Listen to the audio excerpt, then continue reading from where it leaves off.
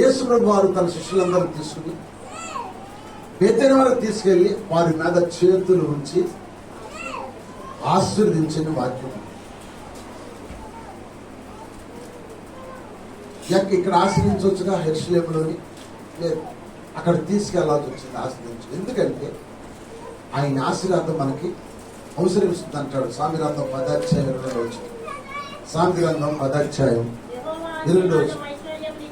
యెహోవా ఆశీర్వాదము అవసరమిచ్చును,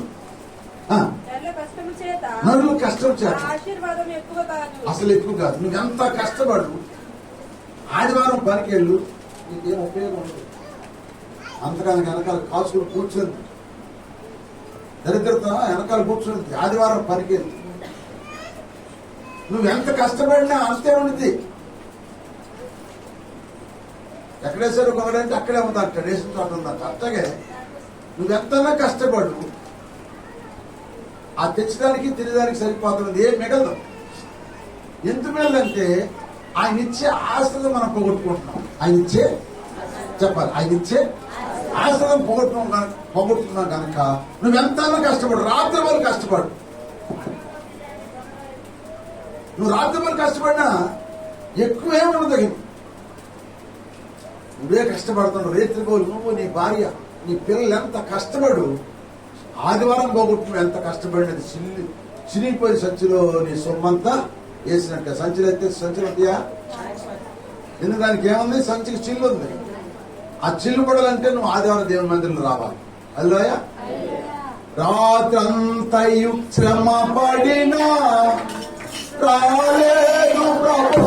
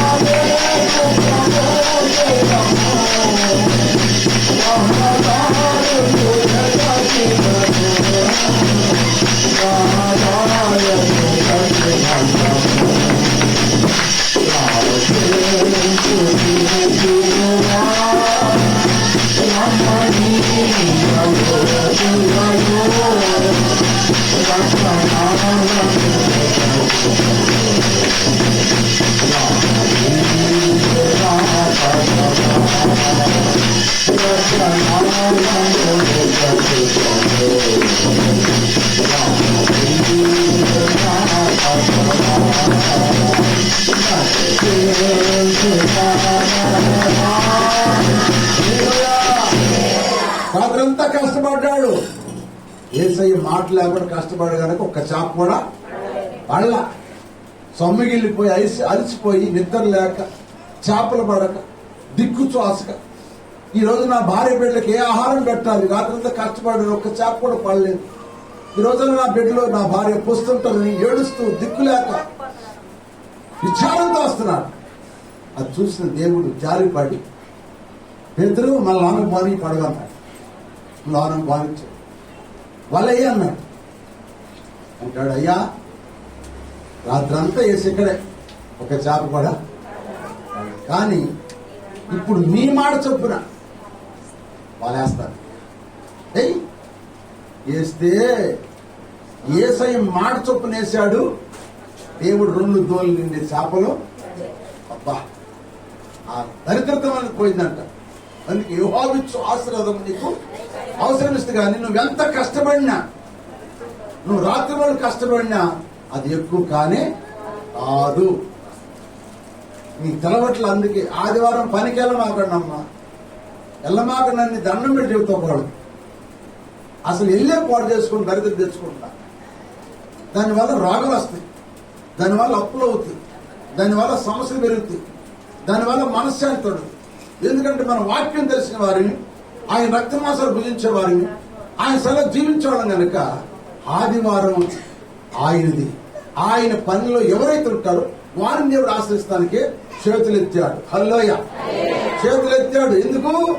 నిన్ను ఆశ్రయిస్తానికి చేతులెత్తాడు. ఆ చేతుల కింద నువ్వు వస్తే నిన్ను ఆశ్రయించును కాక. అందుకే యెహోవావిచ్చు ఆశీర్వాదం అవసరం ఇచ్చును.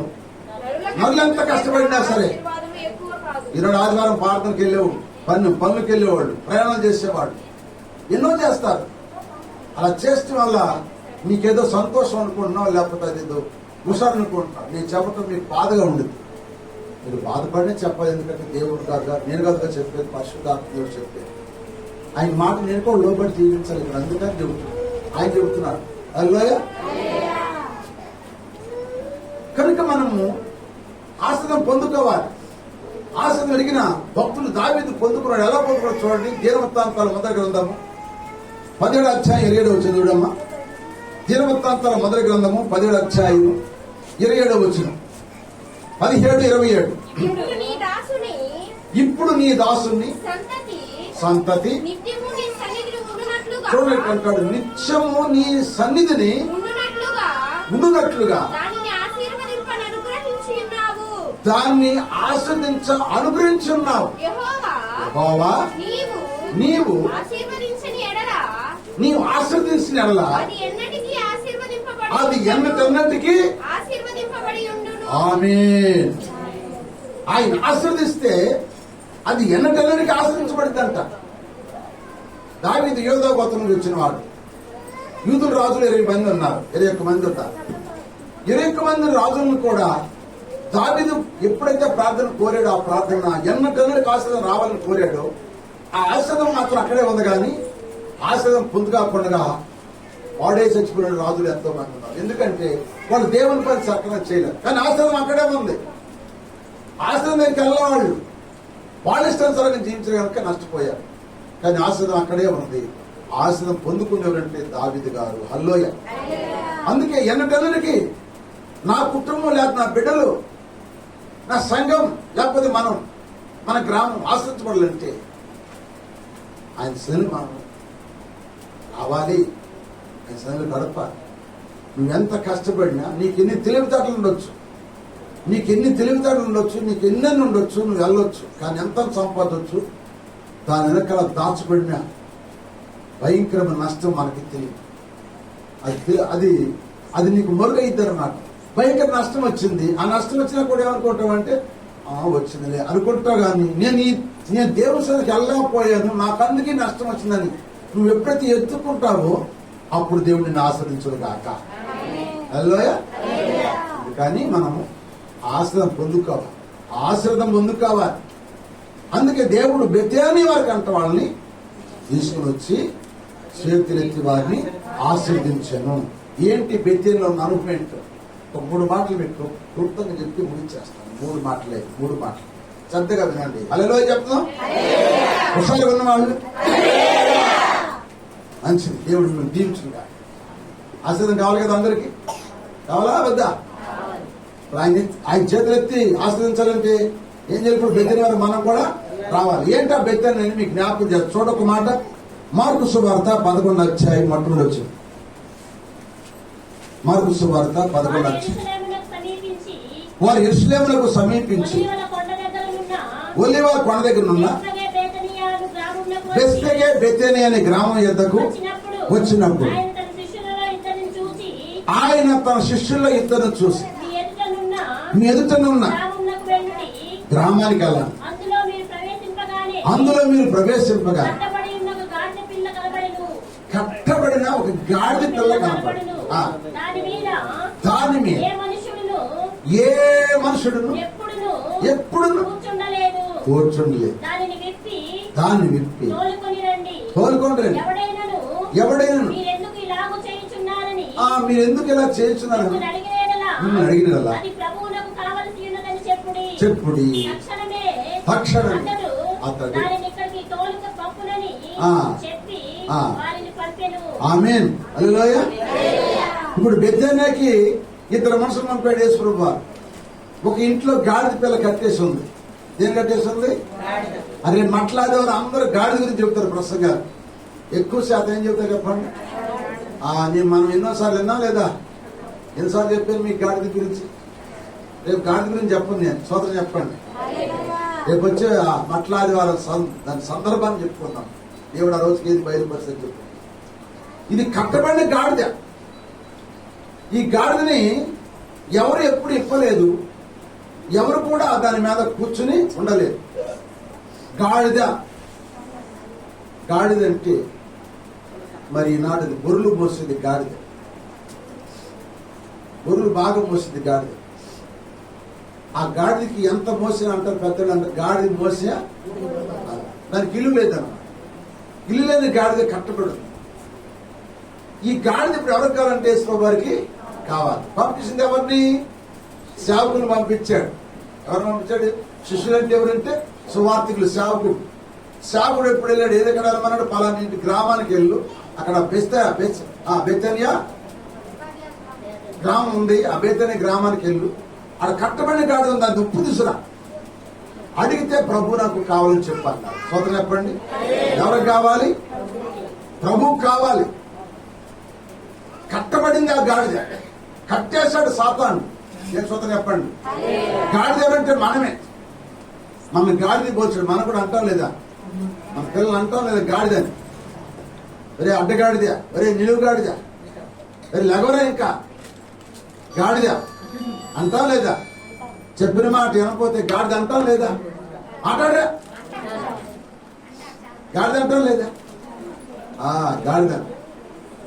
గాడిద మనిషి. అతను కొడుకు గాడిద మనిషి. కానీ మన కొడుకులు ఏమంటాం? మనం వాళ్ళు మాట వినకపోతే వాళ్ళు మనం ఏమంటామంటే గాడిద. దేని స్తోత్రం, హల్లెలూయా. గాడిదని మనం వాళ్ళని మాట్లాడుతుంటాం. అలాగే ఈ గాడిద కట్టబడింది. ఎవరు కట్టేశారంటే అపవాది కట్టేసింది.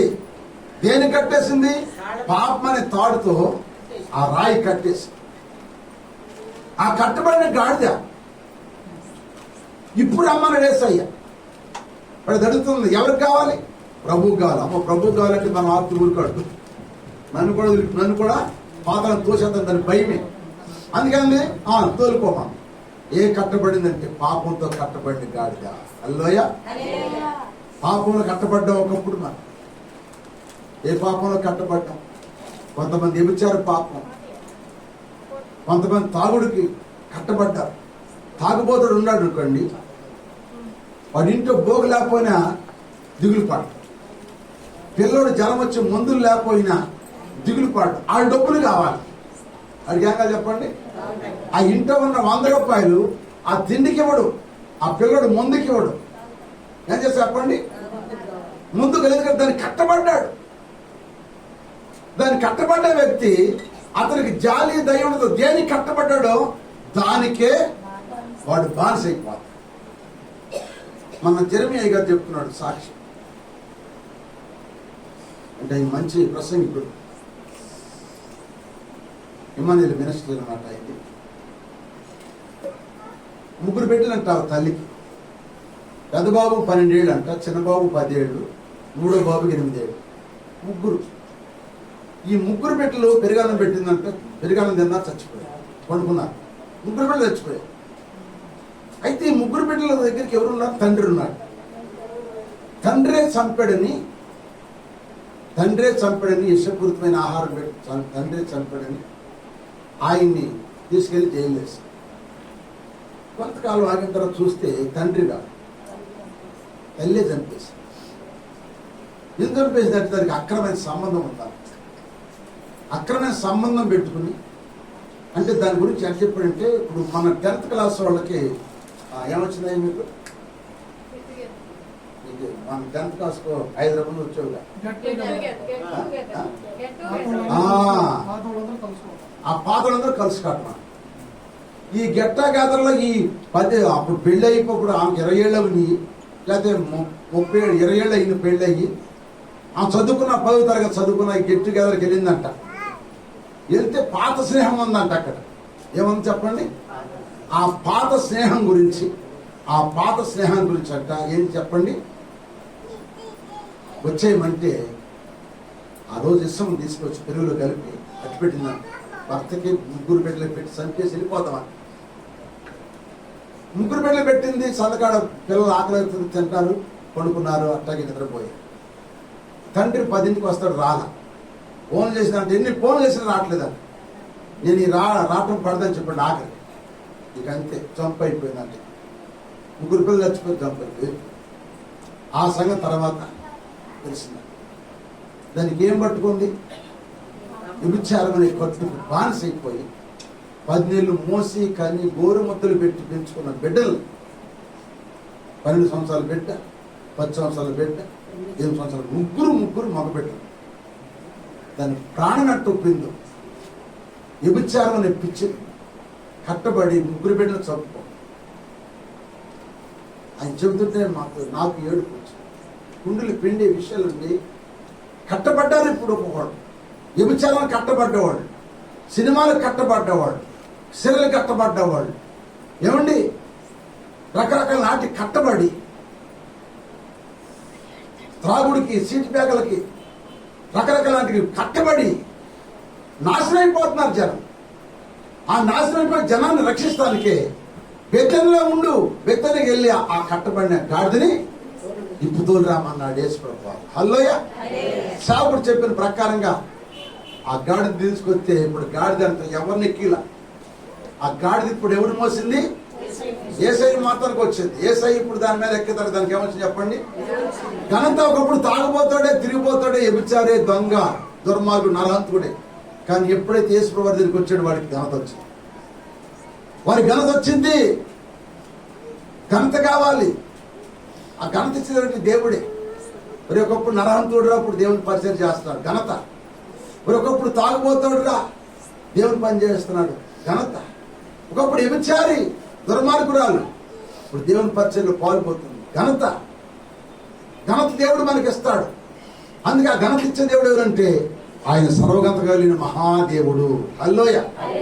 సర్వఘనతలు నీకే ప్రభు, సర్వమహిమలు నీకే ప్రభు, సర్వఘనతలు నీకే ప్రభు, సర్వమహిమలు నీకే ప్రభు, సర్వకాలము సర్వవిజయము సర్వభుజులు నీకే ప్రభు, నీకే ప్రభు, సర్వఘనతలు నీకే ప్రభు, సర్వమహిమలు నీకే ప్రభు.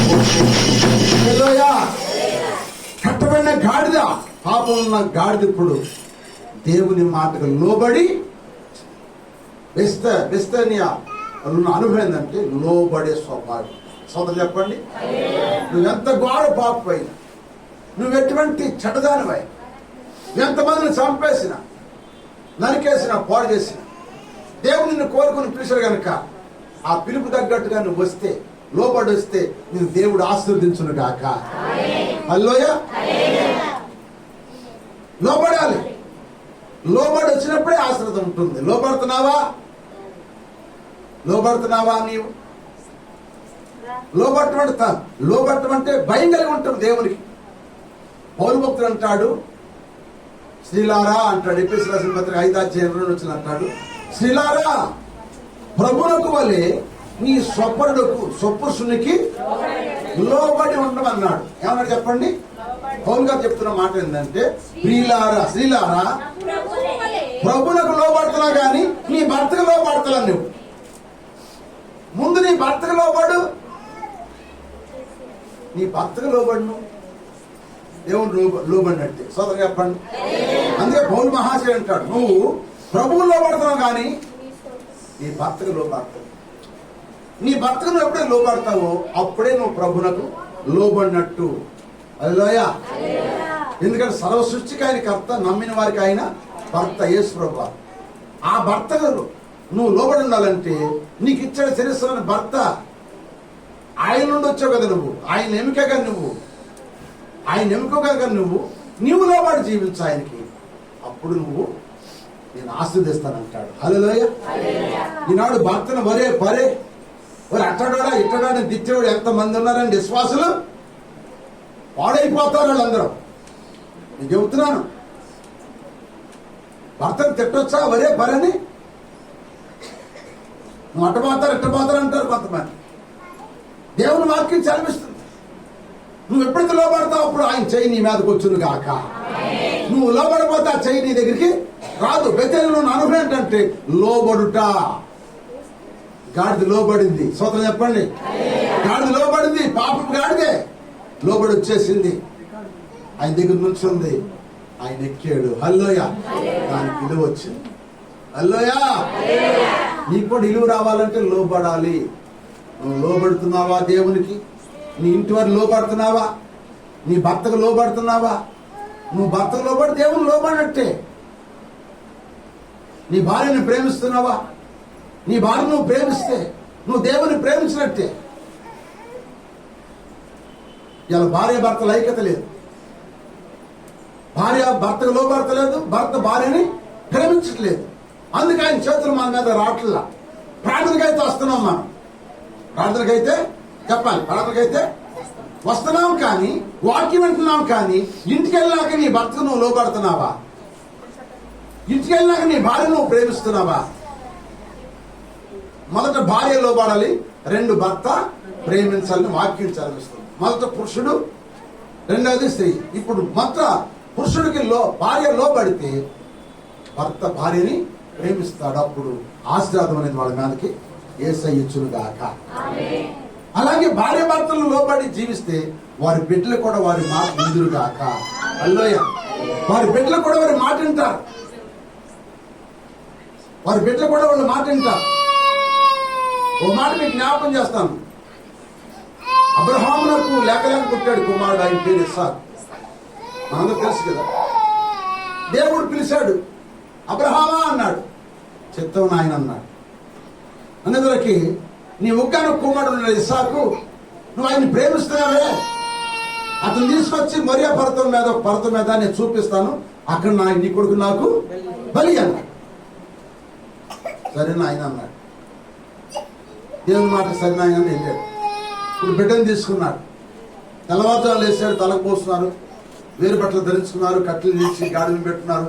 ఆ పర్వతం దగ్గర 3 రోజులు పట్టింది. ఆ పర్వతం దగ్గర గాడిని పెట్టేశారు. ఆ కట్టెలు పిల్లలు నెత్తిని పెట్టాడు. ఈ కత్తి నువ్వు పట్టుకున్నాడు, కొండెక్కుతున్నారు. మధ్యదాకా ఎక్కి దొరక అంటాడు ఇస్సాకు గారు, అంటాడు అబ్రహాం గారిని, నానా నానా ఏంటయ్యా నానా, కట్టెలు ఉన్నవా? కత్తి ఉంది, నొప్పి ఉంది, వదిస్తాను గొర్రెపిల్లేదే అన్నాడు. నానా వదిస్తాను గొర్రెపిల్లేది అంటే తండ్రి అంటాడు, యెహోవా వీడేనా వెళ్తే మళ్ళీ ఎదురు మాట్లాడు. ఇప్పుడు పిల్లలు చెప్పండి, ఇప్పుడు పిల్లలు ఓ మాట చెబితే అంటున్నారా? దాన్ని సాగదెత్తారా? మాటలు సాగదెత్తారు లేదా? రేపు వెళ్దాం అన్నాం అనుకో. ఇప్పుడు మా అమ్మ అనరాలు ఉంది, ఆ నాన్నలు అంటారు, అమ్మ రేపు వెళ్దాం. ఎందుకు చెప్పల్లా? ఎందుకు అడుగుతారు? మళ్ళీ అది చెప్పాలి, అది చెప్పాలి. అదెందుకు ఇదెందుకు? ఇప్పుడు విమర్శ చేసే పిల్లలు అయిపోయారు. చిన్న పిల్లలు విమర్శిస్తున్నారు. ఎందుకని? ఒక మాట మీద బాగుంటున్నారా? మరి అబ్రహాం గారిని కొడుకు అని అన్నాడా? అలా యెహోవా చూసుకుంటాడంట, యెహోవా చూసుకుంటాడంట. కట్టెలు ఎత్తుకుని వెళ్ళాడు పర్వతం. బలిపీఠం కట్టాడు, కట్టెలు పేర్చేసాడు. ఇప్పుడు ఏం చేశాడు? బలిపీఠం మీద పండేసి ఏం చేశాడు? కాళ్ళు చేతులు కడుతున్నాడు. కొడుకుని కడుతుంటే ఆడాడా? ఏండానా యెహోవా వీరన్నావు కదా, మరి నన్ను కడుతున్నావేంటి, నా చేతులు కాళ్ళు కడుతున్నావేంటి అన్నాడా? మౌనమై తండ్రికి లోబడ్డాడు. ఎప్పుడైతే తండ్రికి లోబడ్డాడో వెంటనే ఆయన కత్తెత్తి మెడకాయ పోయిపోతున్న టైంలో అబ్రహాం కేకేస్తున్నాడు, అబ్రహామా అబ్రహామా ఆగు ఆగు ఆగు, నీ ఒక్కని కుమారుడు కూడా. అబ్రహాము తండ్రి మాట కుమారుడు తండ్రికి లోబడ్డ కుమారుడు కనుక దేవుడు అబ్రహాం ఇస్సాకును విస్తరంగా ఆశీర్వదించాడు.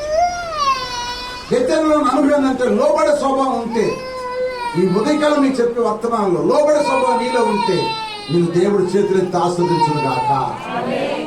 వాగ్దాన పుత్రునిచ్చి దీవించావు, నాకే అర్పించమని జోడించావు, వాగ్దాన పుత్రునిచ్చి దీవించావు, నాకే అర్పించమని జోడించావు, అబ్రహాము తెలుసు అన్యాయము చేయను, అబ్రహాము తెలుసు న్యాయము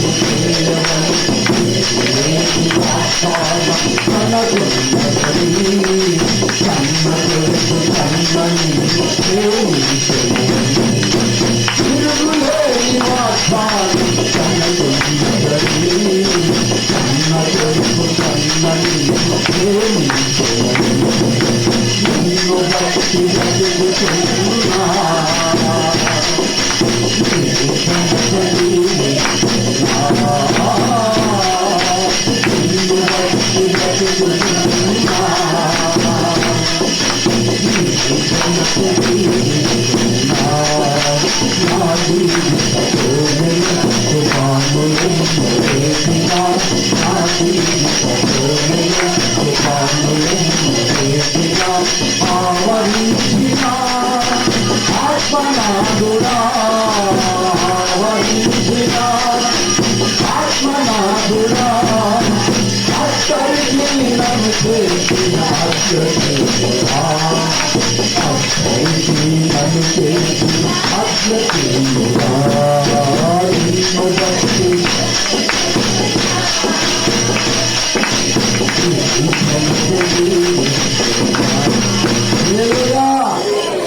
అబ్రాహాము తెలుసు నాకు దేవుడు అన్యాయము కన్న కొడుకు కూడా తండ్రి మాటకి లోపడ్డాడు, ఎదురు మాట్లాడలేక ఆ ఒక్కసారి అడిగాడు, దేవుడే యెహోవా ఆయన చూసుకుంటాడే అన్నాడు అంతే. ఇక అదే మాట మీద ఉన్నాడు, వెళ్ళాడు. ఆ కట్ల మీద పడుకున్నప్పుడు దేవుడు నన్నే కావాలి కోరుకున్నాడు అని మౌనం దాల్చాడంటే ఇస్సాకు. అందుకే ఇస్సాకు ఎంత లోపడ్డాడు, దేవుడు అతను అంతగా ఆశీర్వదించాడు. ఇస్సాకు వలన సంతానమే నీ సంతానం, వాగ్దాన పుట్టించి భూ సంబంధం ఆశ్రదము పర సంబంధం ఆశ్రదము ఎవరు పొందంటే అబ్రాహామునకు. ఇస్సాకు ఎరార్ దేశంలోకి వెళ్ళాడు, ఒక ఇతర వేసంట నిరంతర పంట కోసంట. ఆ దేశం ముందు ఆయన క్రమంగా ఆ దేశం ముందు అభివృద్ధి పొంది గొప్పవాడు ఆయన. ఎందుకంటే లోబడి తత్వం నీకుంటే దేవుడు నిన్ను ఈ ఉదయకాలం పునరుత్థానంలో చేతులెత్తి నిన్ను ఆశ్రదించును గాక. లోబడతావా దేవునికి? అందుకంటాడు దేవునికి లోబడు, అపవాదిని ఎదిరించదు. నీ ఎదురించి ఎదిరించలేదు అపవాది. నువ్వు ఎదిరించలేకపోతున్న కారణం ఏంటంటే నీకు లోబడి స్వభావం లేదు. ఒకవేళ నీకు లోబడి స్వభావాన్ని ఎదిరించేవనుకో అదేం నిన్ను ఆడుతో కాలు కడతాం కాదు, మెడక ఇక్కడ వంగ తీసి కాలు మెడకు కట్టిద్దట. ఎందుకు చెప్పండి? కాలుకి మెడకేసింది. ఇప్పుడు ఎట్లా కాలుకి మెడకేసేవాడు పూర్వకాలం గేదలకి. అది అల్లన బాగా చెంకిణీ గేద. ఆ చెంకిణీ గేద మాట ఏది కాదు, బండగాడి తాగేది కాదు. దానికి ఏం చేసేవాడు? కాలు మెడకు కట్టేవాడు. ఇక అది మొచ్చుకున్నాడటే తలకాయ ఊపు కాలేసు మెడకాయ కాలు ఒకసారి లేకపోతే కాలు మెడకాయ ఒకసారి వంకాలి. అల్లోయ కట్టేస్తా. సాతాను అది బహుక్రోధంతో తిరుగుతుంది. దానికి నువ్వు ఎదిరించుగాని దానికి లోబడినా దేవుని వాక్యాన్ని నువ్వు లోబడి దేవుడిని ఆస్వాదించుగా. ముసలి నాశనం చాలా మంది కొన్ని ఏమంటారా? ముసలి నాశనం కోట్లాది మంది ఉన్నారు. వాళ్ళకి భూసమ నాశనమే కానీ పరలోసమ నాశనం వాళ్ళకి లేదు. అందుకే పేతురు అంటాడు, ప్రభువా మేము సమస్త నుంచి వచ్చావయ్యా, మాకేంటంటే యేసయ్య అంటాడు, ప్రపంచ పునరుజ్జానమందు 100 ఇళ్ళు నీళ్ళు అన్నదమ్ముల్ని 100 అక్కజల్ని నేను నీకు ఇస్తాను. అల్లోయ్య అక్కడ కూడా సంపాదించుకోవాలి, ఇక్కడ సంపాదించుకుంటాం, ఇక్కడ సంపాదించుకున్నది ఇక్కడ వదిలిపెట్టింది, అక్కడ సంపాదించుకున్న మన కోసం దాసిస్తాంట దేవుడు. హల్లోయ అది నువ్వు అక్కడ అనుభవిస్తావు. ఇక్కడ సంపాదించింది ఇక్కడే ఉండింది అనిపిస్తారు. అక్కడ ఏమన్నా కనుక నువ్వు బెక్కారి కనుక అగ్గిలోకి వెళ్ళి కాలిపోవాలి. కానీ అక్కడికి వెళ్తే ఇక్కడ నువ్వు కష్టపడితే అక్కడ నీకు అనుభవం ఉంటుంది. వెళ్తేనే అనుభవం జ్ఞాపకం చేసిన టైం అయిపోయింది. ఇంకా 2 సబ్జెక్టులు చెప్పడం టైం లేదు. కానీ ఒక మాట మీకు జ్ఞాపకం చేస్తాను. బెతేనియా అనగా లోబడుట. నువ్వు లోబడటానికి రావాలి. సోదరు చెప్పండి, నువ్వు లోబడి ఎప్పుడైతే దేవుని దగ్గరికి వస్తావో ఆయన చేతులెత్తి నిన్ను ఆశీర్వదించుగా. లోబడతావా? లోబడితే ఆశీర్వాదం. అద్వితీయ కుమారుడు మన ప్రభువుని యేసుక్రీస్తు ఆయన లోకాన్ని ప్రేమించాడు. మన తండ్రిని ఆయన లోకాన్ని అంతా ఎంతో ప్రేమించి తన అద్వితీయ కుమారుని లోకానికి ఏం చెప్పండి ఉచితంగా పంపించాడు. ఉచితంగా బహుకరించాడు. మనం ఆ కుమారుడు కూడా వచ్చి ఎదురు మాట్లాడకుండా, కొట్టిన వారిని పట్టకుండా, తిట్టినవారు తిట్టకుండా, దూషించిన వారు దూషించకుండా, ఉమ్మసిన వారి మీద ఉమ్మయ్యకుండా, పిడిగుతులకు గుద్దిన వారిని గుద్దకుండా, అవునంటే అవును, కాదంటే కాదని అప్పగించాడు. ఆయన చేతులు ఎత్తుకున్న చేతులు, ఆయన కాళ్ళు నిన్ను నడిపించిన కాళ్ళు, ఆ కాళ్ళలో చేతుల్లో మేకు కొట్టిస్తున్నాయి. ఓ భక్తుడు అన్నాడు, ఓ భక్తుడు అంటే వెళ్తున్నాడు, ఒంటరిగా ప్రయాణం వెళ్తుంటే అడుగులు కనపడి ఎనదిరి చూశాంట. మీరు మొత్తాన్ని ఎనదిరి చూస్తే 4 అడుగులు కనపడింది అంట, కానీ మనిషి కనపడలేదు అంట. ఏం కనపడదు? 4 అడుగులు కనపడింది కానీ మనిషి కనపడదు. మనిషికి ఉండే అడుగులు ఎన్ని?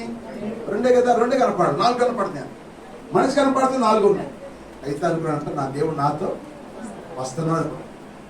ఆ ఇసుక ప్రదేశం అంతా అయిపోయిన తర్వాత ముళ్ళ ప్రదేశం వచ్చిందంట, రాళ్ళ ప్రదేశం వచ్చిందంట. ఆ రాళ్ళ ప్రదేశంలో 2 అడుగులే కనపడింది. ఏం కనపడుతుంది? 2 కనపడింది. అనుకున్నాడు, ప్రభువా సాబీ ప్రదేశంలో ఉన్నాము, నాతో వచ్చేవు, ఇప్పుడు రాళ్ళలోకి వస్తారకి నువ్వు నాతో రాకుండా నన్ను ఒక్కనే ఒప్పిస్తున్నావు, ఇది నీకు న్యాయమేనా అన్నాడు. అప్పుడు అన్నట్టే యేసయ్య, అయ్యా కుమారుడా, ఆ పాదాలు నీయేమో చూడు, నాయి కాదు. మరి నీ పాదాలు నేను నిన్ను భుజం మీద ఎత్తుకున్నానయ్యా. ఈ రాళ్ళ ప్రదేశంలో నడవలేవని, ఈ రాళ్ళు నీకు ఎక్కడ తగులుతాయని, నీ పాదాలు ఎక్కడ కందిపోతాయని, నీ పాదాలు ఎక్కడ చిట్లిపోతాయని నేను నిన్ను ఎత్తుకున్నా. నిన్ను ఎత్తుకుని నేను ఈ రాళ్ళు నేను నడిచాను. దేవుని స్తోత్రం. నిన్ను ఎత్తుకునేవాడు ఆయనే, నిన్ను మోసేది ఆయనే, నిన్ను కాపాడేది ఆయనే. ఆ రాళ్ళ ప్రదేశంలో మోసాడు. నేను ఎత్తుకున్న చేతులు, నిన్ను ఆస్వాదించే చేతుల్లో మేకులు కొట్టాడు. నిన్ను ఎత్తుకుని నడిపించిన కాళ్ళలో మేకులు కొట్టాడు. అయినా సహించి ప్రాణం పోతున్న సమయంలో కూడా ఎవరైనా చూసావా? తండ్రి ఏమి మీరు ఎదురు వీళ్ళు క్షమించుతారు. ఎంత లోపడ్డాడు తెలుసా దేవుడు? అన్ని చేయగలి ఉండి కూడా లోపడ్డాడు. పేతురు ఒక వ్యక్తిని కత్తి పెట్టి చెవిలోకి ఎత్తే, పేతురు కత్తితో ఆయుధం ఆడేవాడు, దాంతో చేస్తాడు. నేను పిలిస్తే ఇప్పుడు 12,000 వ్యూహ సేన పర్లహం రాదా అని చెప్పి ఆ చెవి తీసి మళ్ళీ ఆయనకి పాదాలు, బంగారు పాదాలు, ఆయన పాదాలు. ఆయన లోబడ్డాడు మన కొరకు. మనుషుల పోలిక పుట్టి దాసుని స్వరూపం ధరించుకుని వ్యక్తుడుగా తను తగ్గించుకుని ఈ లోకానికి వచ్చి లోబడ్డాడు యేసయ్య. పాత నిబంధనలు ఇస్సాకు లోబడ్డాడు, కొత్త నిబంధనలు యేసయ్య లోబడి మనకు ప్రాణం ఇచ్చాడు. హల్లెలూయా. ఆయన సన్నిప్పుడు ఎవరైతే లోబడతారో వారి మీద ఆయన చేతులు ఎత్తును గాక, ఆ చేతులతో ఆయన ఆస్వాదించును గాక. అట్టి ఆశీర్వాదం రావాలంటే బెత్తని అనుభవం మనం కలిగి ఉండాలి. కలిగి ఉందామా? మరి మిగిలిన విషయాలు ఇప్పుడు టైం లేదు కనుక ఒక అనుభవం మీకు చెప్తే, తల్ల వంచండి ప్రార్థన చేసుకుందాం.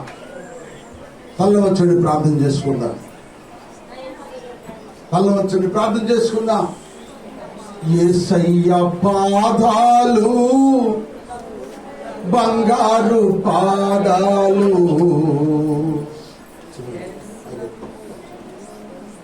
యేసయ్య పాదాలు